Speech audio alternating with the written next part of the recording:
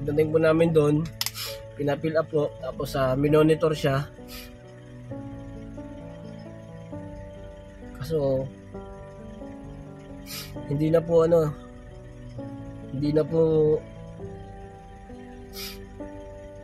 nagtagal na.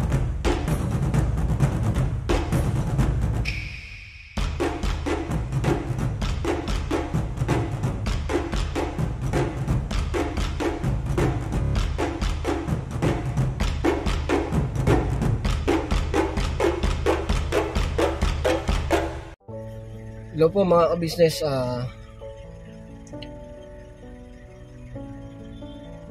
good morning at magandang hapon po sa inyong lahat. Yun nga po, nasa isang lugar po ako kung saan sinugod ko po yung asawa ng kapatid ko.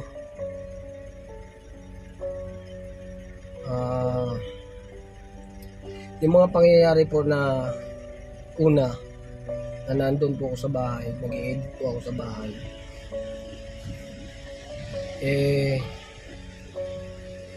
bigla po nga may pumunta po dun sa balkon at sinabi nga po na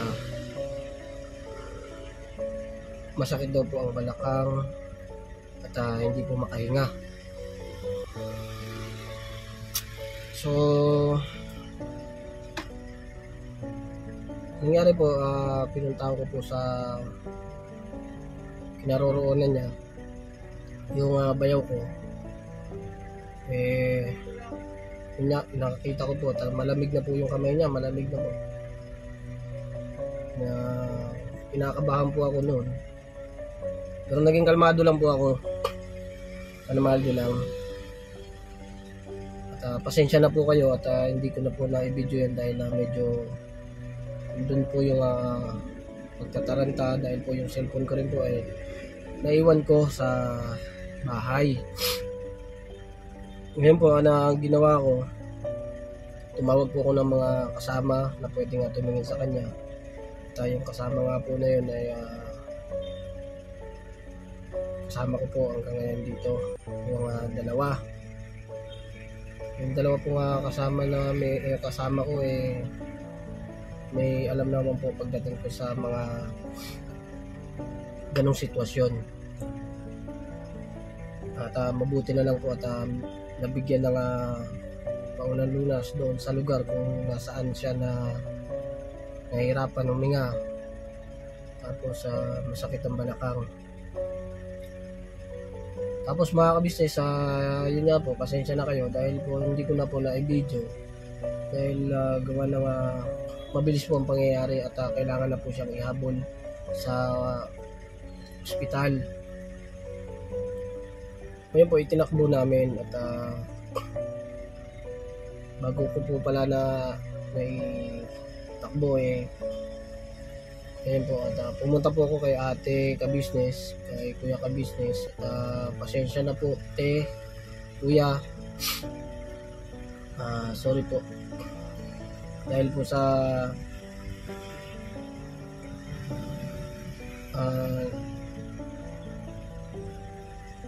kahit po kayo ay nabigla po doon sa pagpunta ko po doon sa ka-business house para po humiram po ng sasakyan. Sorry po kasi hindi po ako nakapagpaalam ng maayos. Pero kuya ate, Paps, nagpapasalamat ako ng marami sa inyo dahil hindi talaga kayo mahirap lapitan. Hindi kayo nagdalawang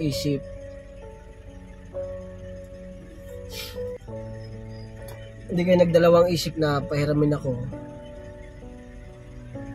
kasi naawa po ako sa bayaw ko. Nakikita ko po yung paghihirap niya na hindi na po siya makahinga. Kaya thank you ate, thank you kuya.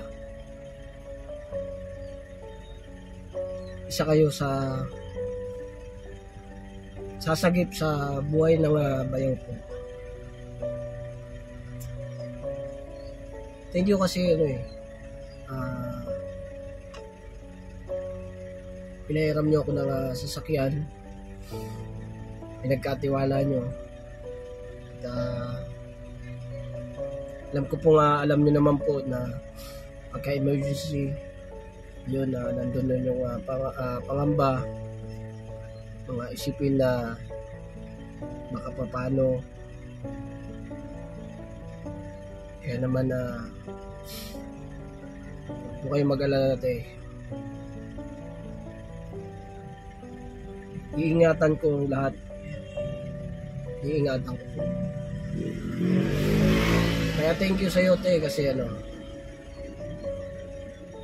pagtawag ko, sabi mo agad sa akin, sige na,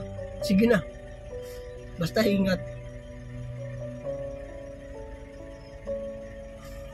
Salamat, te, salamat. Thank you po. Salamat, napakalaking tulong po ito.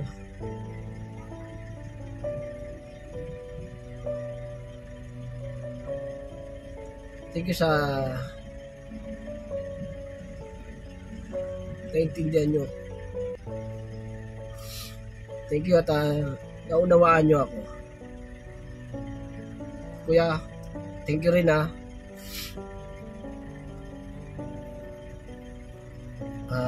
bagaman nagpapahinga dahil maaga kang nagising, dahil nag-church. Si ate, ganun din. Alam ko pong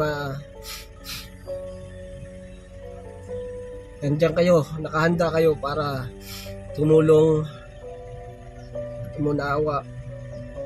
Salamat at naunawaan nyo.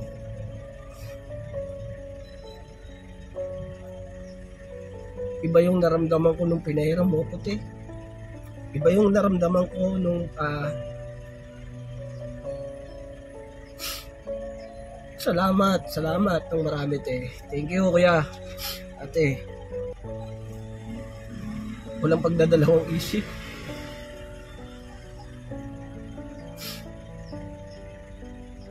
Apakabuti mo talagang tao.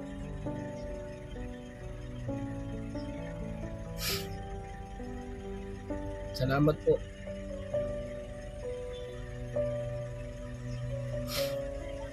Ngayon po mga ka-business, ibiniyahe ko nga po yung asawa ng kapatid ko. Ibiniyahe ko po yung bayaw ko hanggang dito sa may pinagdalahan po ni Stong, ni Kuya Stong, dun po sa may ospital dun. So,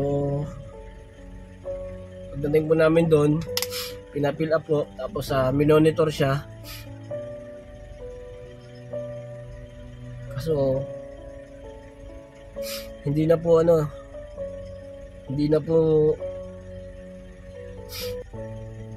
nagtagal na manatili kami doon dahil agad-agad pong sinabi sa amin na itakbo namin sa Tala. Dito naman po sa ospital ng Tala. Tinakbo nga namin siya. Siya nga po pala sa mga ka-business namin na mga nadaanan ko. Pasensya na po kayo. Alam niyo naman po pagka emergency, pasensya na po kayo sa mga nadaanan ko na naabala.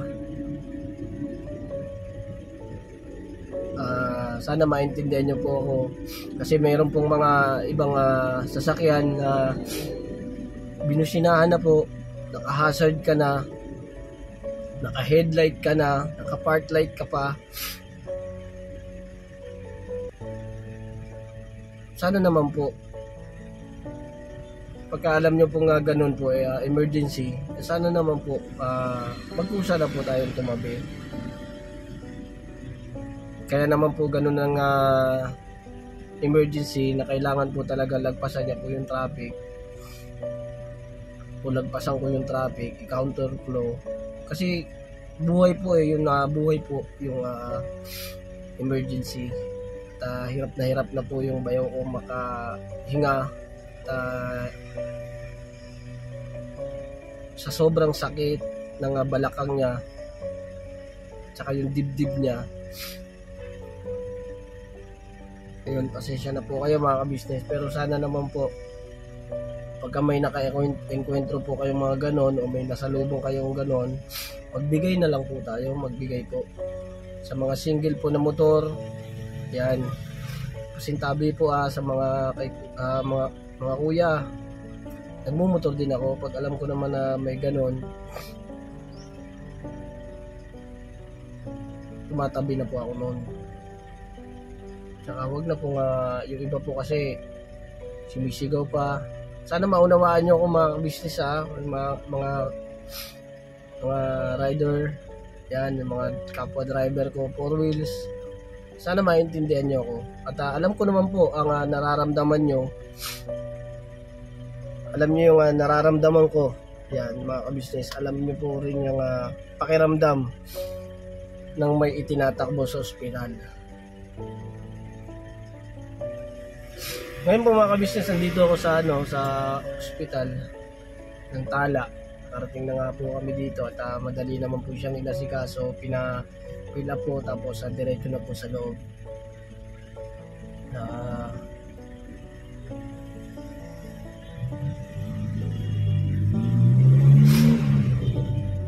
Sana maging okay. Ngayon nag-aantabay lang po ako ngayon. Naantay ko po yung kapatid ko na babae para po siya po yung mabilin o maiwan dito sa ospital ng Tala. Mamaya po kakausapin ko po siya pagdating niya. Nasa biyahe na po yun, papunta na po dito mga business.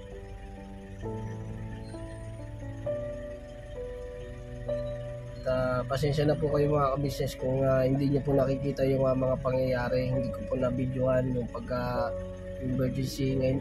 Kahit yung bayaw ko po, hindi ko po na dahil dire-diretso po, nagdadrive po, alam nyo naman po. At pag nagdadrive, lahat po nakapokus ako sa pagmamaneho, sa mga daanan, sa mga dadaanan, at saka sa mga masasalubong, at saka yung mga mauuna na overtaken ko. Salamat po sa mga iba pong motorista, sa mga ka-business natin dyan na nakisama at nagbigay sa mga daanan.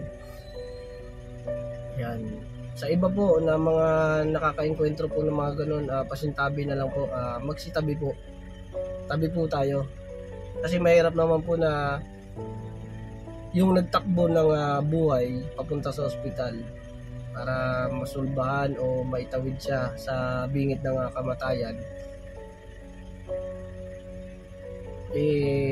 baka masagi o hindi wag naman sana na magkaroon pa ng karagdagang problema, kasi nasa sitwasyon ka na mga ka-business na alanganin na. So pasuyo na lang po sa mga susunod na mga pangyayari, kasi po ako po driver at lagi po ako mayroong ganyang emergency pagka po, kasi hanggat kaya ko po na tumulong na kahit di ko po lalo na po itong bayaw ko, asawa po ng kapatid ko, pagmamalasakitan ko po dahil pamilya ko po yan. Malayo rin po pati ang kanyang pamilya. At kung may attach ko po yung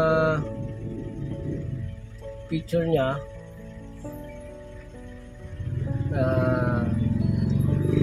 iano ko po sa asawa niya na kung pwede na mailagay ko po yung picture niya para po makita naman po ng mga kamag-anak at alam ng kamag-anak na nandito po siya sa ospital. Kakausapin ko po yung asawa. Sa mga ka-business po namin na nandyan sa Cavite,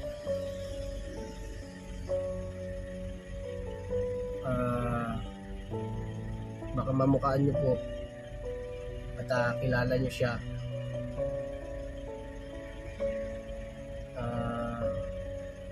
Makikisuyo po ako. I-comment nyo lang po dito sa comment section.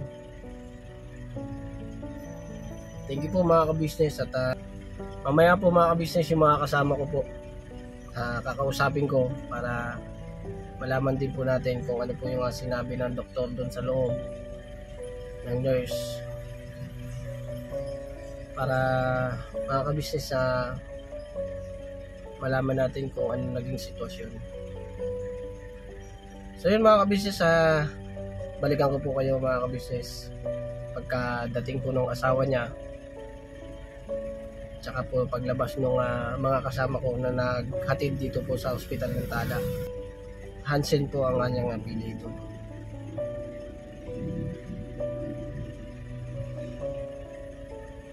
So yun mga ka-business,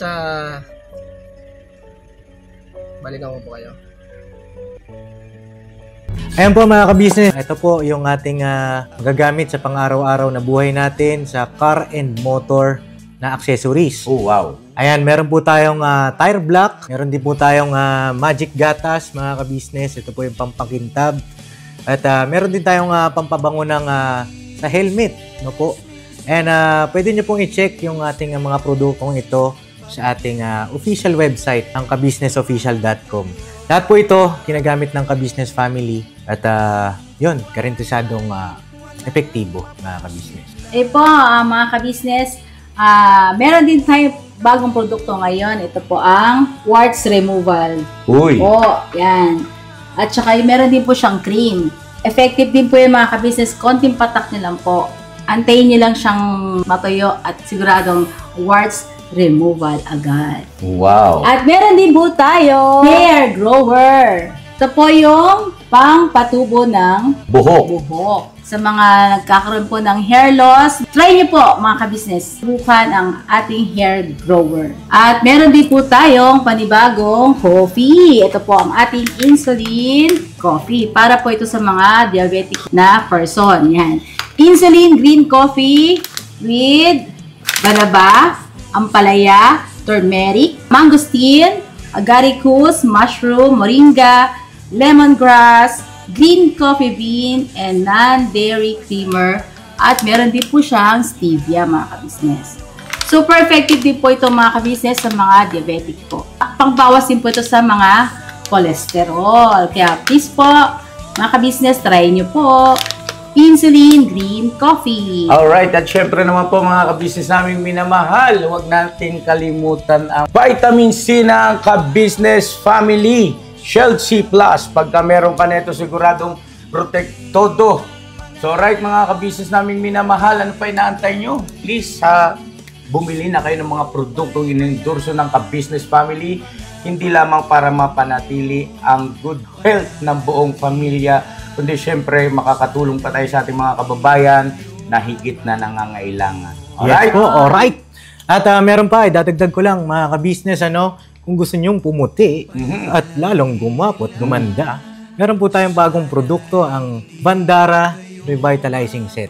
Oh, wow. Ayan, abay nyo na po mga ka-business at siguradong epektibo rin. So yan na mga ka-business naming minamahal, please avail natin ang mga produktong inendorso ng ka-business family. So yun na, tuloy na panonood. Bira, banat.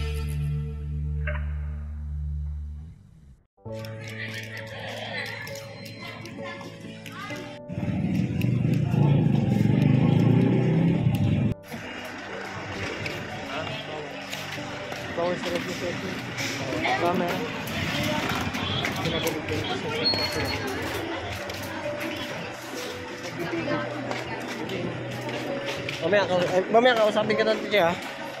So yun mga ka-business, nandito na yung kapatid ko. Lumayo kami sa may harap ng ospital mga ka-business kasi bawal po doon. Kaya dito kami sa may ilalim ng mangga. Pasensya na rin kayo kasi nasa baba yung camera. Dahil mahirap po mapuna. At malayo naman po tayo. Wala naman po akong natutukan din na mga ibang pasyente. Pero meron po akong montage dyan. Yung montage ko, yun lang po ang pinaka nakuha ko. Ngayon nandun siya sa loob. Ikaw ang may iwan ngayon dito, ha? At uwi na kami.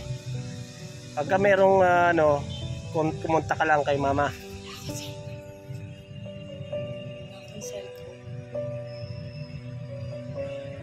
Basta na lang namin. Pero maayos na yung cellphone na yun, padala na lang mamaya. Ipapadala mamaya.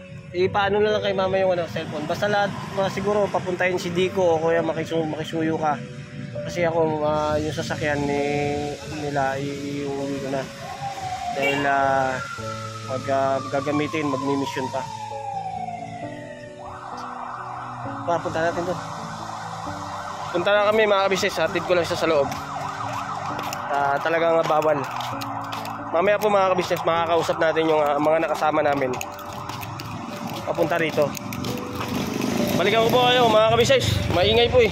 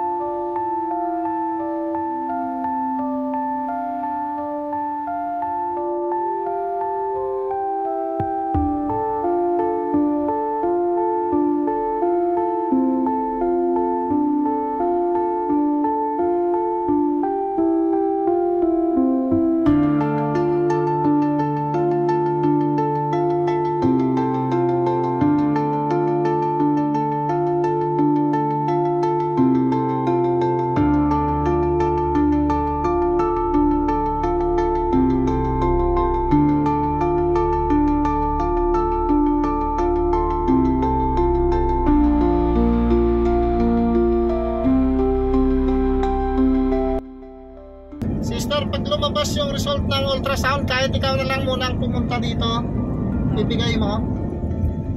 Kahit huwag mo muna siyang isama. Ultrasound ngayon? Oo. Basta ipakita mo lang yung request, yung sa likod ng resita.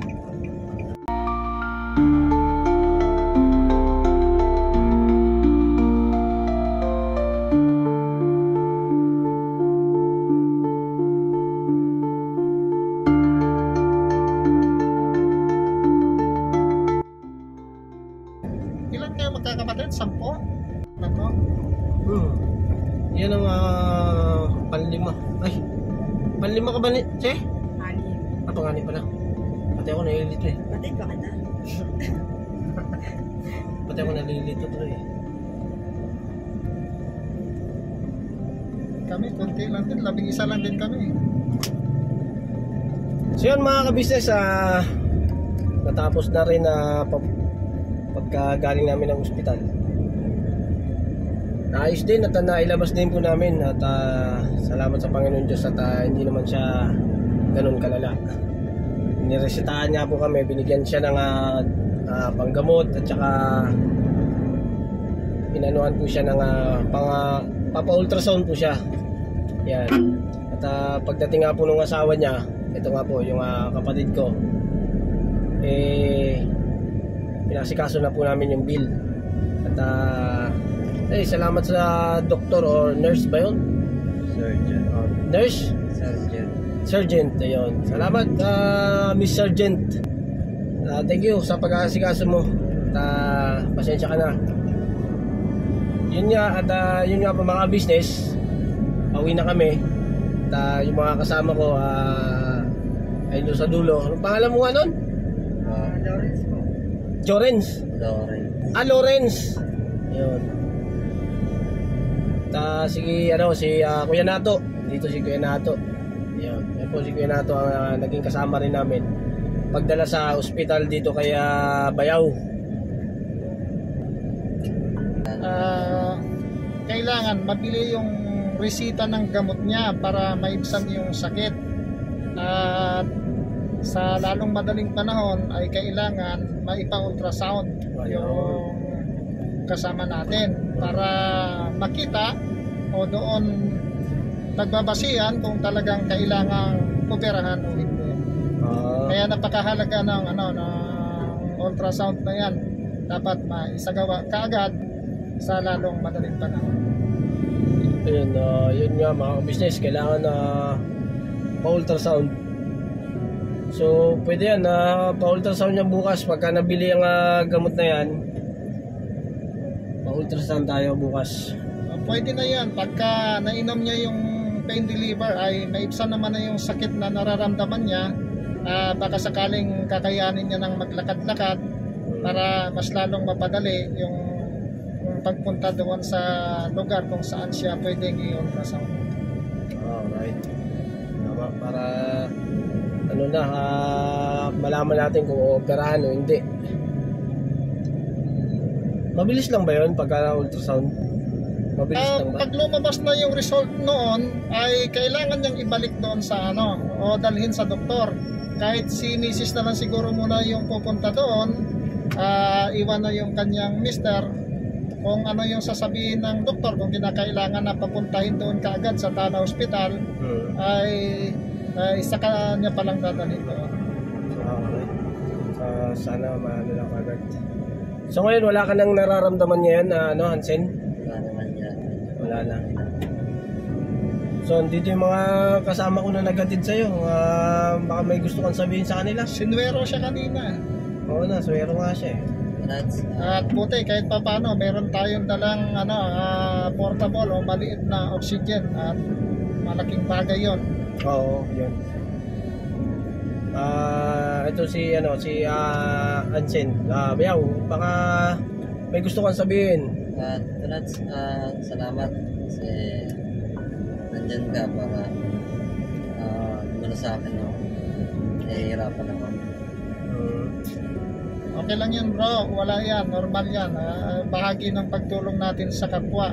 Kung sino yung nangangailangan, siyang dapat natin tulungan. Malay mo, sa mga darating na panahon, ako naman yung nangangailangan ng tulong. At kayo yung nandyan, bawi-bawi lang pag may time, sabi nga. Tama yan. At tayo naman hindi naman tayo magkakalayo-layo lang yan. Diyan lang naman tayo sa paligid-ligid eh. Tsaka sino pa ba magtutulungan, di ba tayo lang yan? Kaya yung ganyan, huwag kang mag-alala. Dahil mas maganda niyan, malaman kagad natin yung resulta niyan bukas para ipa-opera kagad. Kasi, ano ba yan? Yung parang...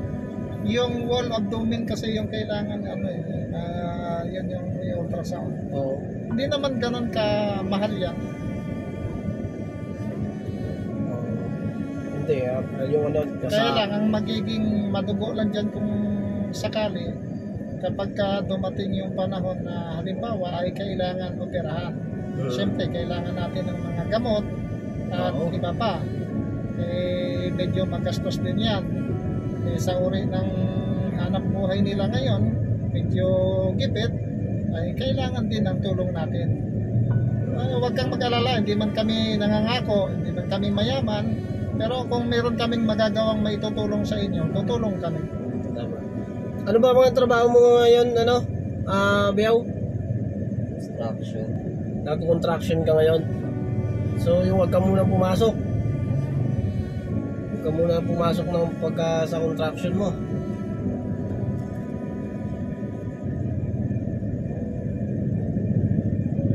Ipahinga mo muna yan. Saka yung gamot na yan, mamaya bibili natin yan kung magkano lang yan.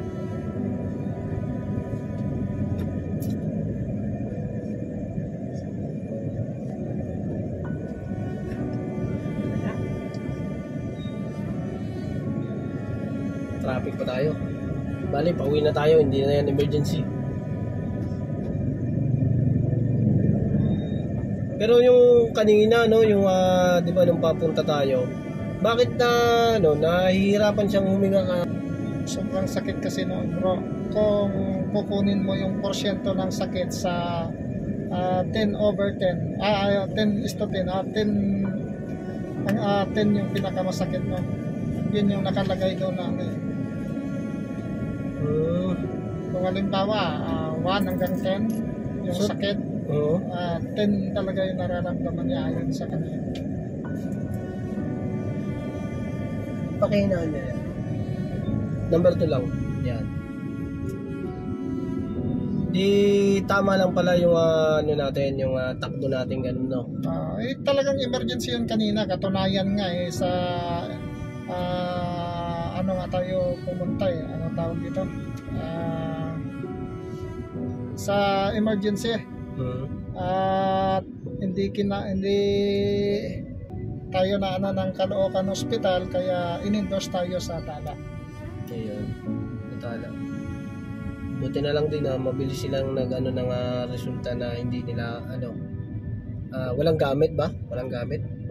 Wala silang doon, wala silang operating room. Sa operating room. At saka wala rin silang surgeon kasi.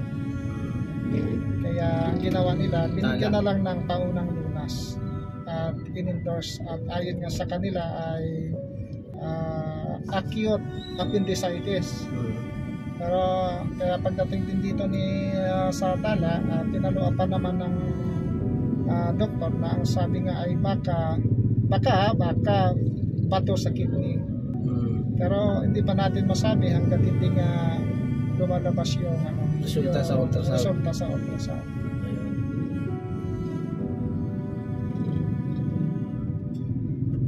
Yung pala yung dapat magawa talaga, ultrasound.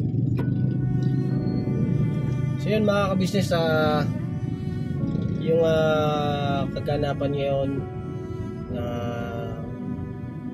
pangyayaring ganito ay hindi natin inaasahan yung bawat oras. Kaya sa atin mga ka-business, tayong lahat ay mag-iingat sa bawat nakukuha yan sa pagkain, no? Maraming pagkain kadalasan. Maraming mga cost na pwedeng mangyari sa'yo pagka yun sa pagkain mo ay pababayaan mo sa oras. Kaya mga ka-business, yung dyan, yung mga nagpapalipas ng pagkain, kumain po tayo sa tamang oras. Siyempre po, pinakamahalaga po sa atin mga ka-business, alagaan po natin yung sarili natin para naman po sa ating pamilya. Dahil kung hindi mo iingatan yung katawan mo, yung sarili mo, hindi lang ikaw ang mabala, hindi lang ikaw ang mahihirapan. At literal po na nangyayari po talaga sa buhay natin to dito sa mundong ibabaw, tayo po lahat ay kailangan dumaan sa pagsubok. Hindi po dito pwede ang mayaman, mahirap. Lahat po dito pantay-pantay. Dahil po ang kayamanan natin dito sa ibabaw ng lupa ay hindi natin kayang dalhin yan sa ilalim ng lupa. Hindi yan kayang isama sa libingan. At hindi mo kayang dalhin ang kayamanan hanggang kamatayan. Kaya naman po mga ka-business, kung pagpamahal natin sa ating mga kapwa, lalo na po sa ating pamilya, kaya pinaka-importante po yan ay ang alagaan ng sarili para hindi po tayo magkasakit, ano man ang mararamdaman sa ating katawan. So yun mga ka-business, hanggang dito na lang po muna ang vlog kong ito, at pauwi na rin po kami. Kaya po sa pagmamaneho ko at ingat-ingat din. Salamat po na napakarami sa pagsama nyo sa simple vlog na to. At patuloy sa pagsuporta po sa Ka-Business Official. Thank you po rin dahil nandyan po kayo para alalayan po ang Ka-Business family. Mahalin ang Papa Dins TV. Kami rin po mga kagwangs. At thank you rin po dahil minamahal nyo rin po ang aming mga magigiting na reactors. Tuloy-tuloy lang po tayo sa pagbana at pagbira mga ka-business. Salamat po sa suporta at pagmamahal nyo. God bless po sa ating lahat. Never say goodbye. Tomorrow is another day.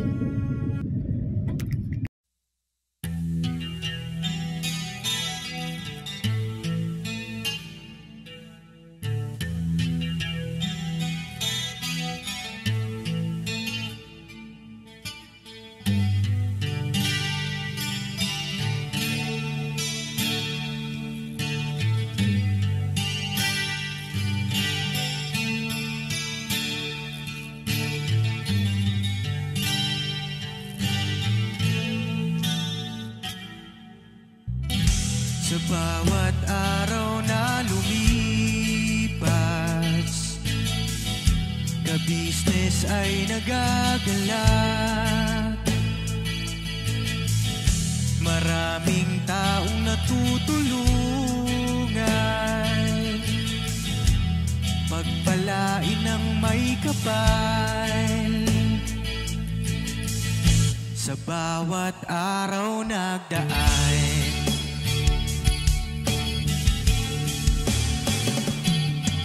ka-business, business ka-business, Papa Dio, Steve, mahal kayo ng marami. Ang tuwa nila'y walang mapagsidlan. Noong kami niyong natagpuan,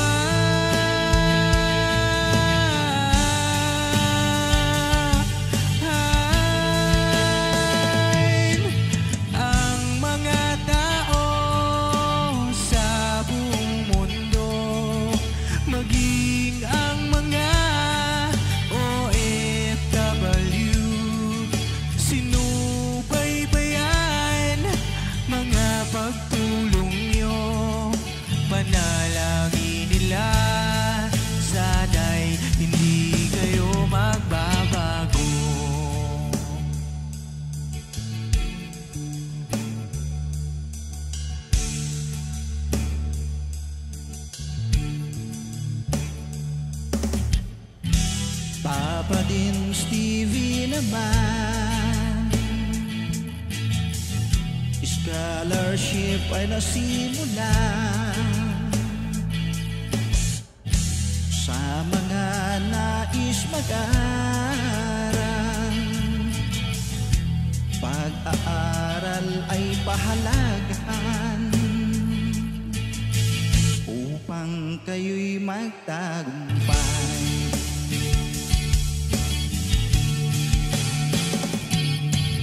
Ka-business, Mrs. Ka-business, Papa din Steve, mahal kayo ng marami. Ang tuwa nila'y walang mapagsiglan. Noong kami ninyong natagpuan,